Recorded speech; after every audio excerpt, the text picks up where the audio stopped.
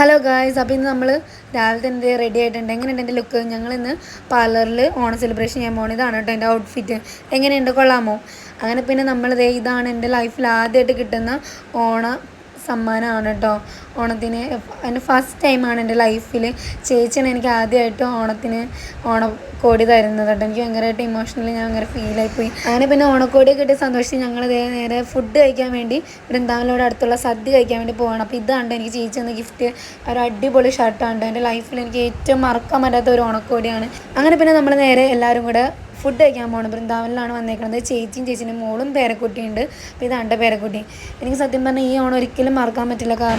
കാരണം തൊഴിലാളി മുതലാളി അങ്ങനത്തെ മുതലാളി ചമ്മലൊന്നും ഇല്ല. ചേച്ചി എന്ന് പറഞ്ഞാൽ ഫുൾ വൈബാണ്. അത്രയും അറ്റാച്ച്ഡാണ്, ക്ലോസ്ഡാണ്, ഭയങ്കര ഫ്രീ ആണ്. നമ്മുടെ ഇഷ്ടത്തിന് വർക്ക് ചെയ്യാൻ പറ്റും. അതുകൊണ്ട് എനിക്ക് ഭയങ്കര ഇഷ്ടമാണ് ഇവിടെ വരാനും.